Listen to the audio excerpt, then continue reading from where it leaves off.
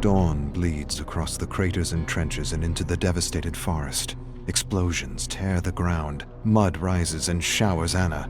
Men tumble headlong into open craters filled with rotting cadavers. Mangled human and horse flesh make a feast for rats. Other men are blasted to bits and pieces. Some drown in mud and blood.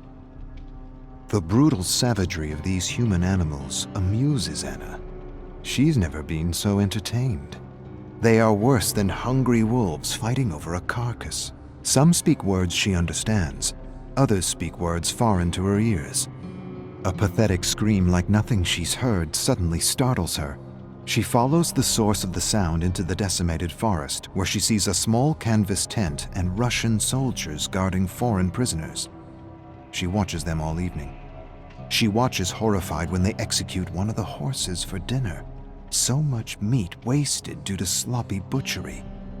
After dinner, the Russians grab one of their foreign prisoners and crush his head with a shovel to pass the time. They laugh and make jokes. She watches them in the shadows and laughs silently. Not with them, at them. A shovel is clunky, the blows are awkward, the death messy. These men are neither fish nor meat. Her mother taught her better. She was going to search for another pack of human animals, but something catches her eye. Something that reminds her of her father. Something perfect for her little Bushka. A gift.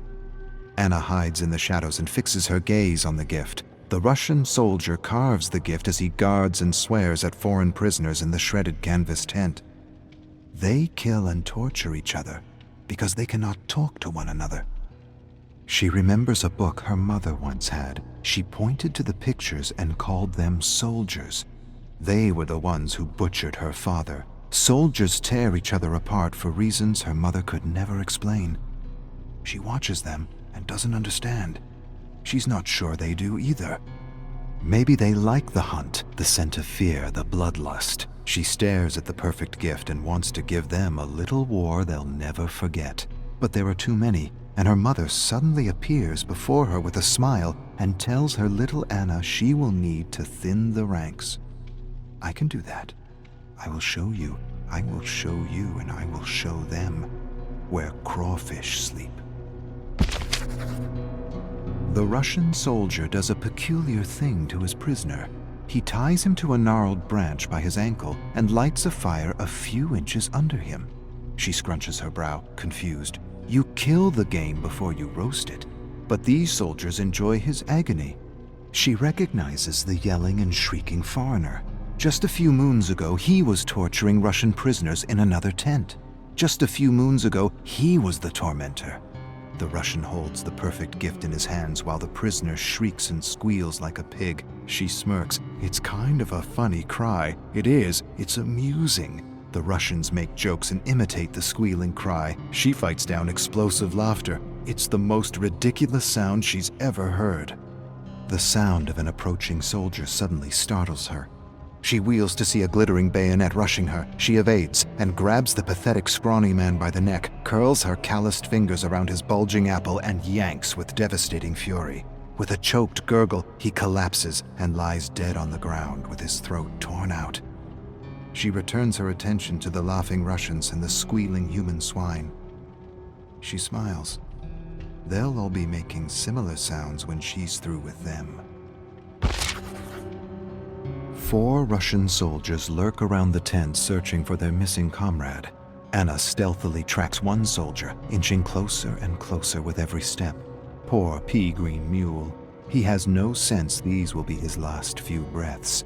She watches him for a long moment, then strategically steps on a twig. The crack makes him turn, but before he meets Anna's gaze, her axe splits his nose between the eyes, smashing his teeth and severing his tongue. She covers his bloody mouth with her hand as she rummages through his pockets for the perfect gift. Nothing. She raises her hand to let the choking, gurgling sounds lure the other 3. Carefully they approach with their bayonets raised and ready. She grinds her teeth in fury and bloodlust. She rolls their comrade's severed head in their midst. A moment of shock, and it's all she needs as she leaps out and drops 2 soldiers with one lash of her axe. The other soldier rushes in with a scream, and she meets him with a sweeping stroke that severs his head clean off the torso. A geyser of blood erupts as his headless torso staggers stupidly back and forth as though searching for its lost head. The torso staggers forward, then pitches backward and collapses. The sounds of another attack reach her before the blade. She lashes left and right, and the body collapses in mangled pieces. The soldier stares at the pieces of his body around him in terror. She laughs and thinks about that story her mother used to tell her. Sorry, Yetso. Can't be put together again. Anna finds these soldiers curious. Where once the Russians and foreigners were roasting each other alive, they are now working together to survive her attacks.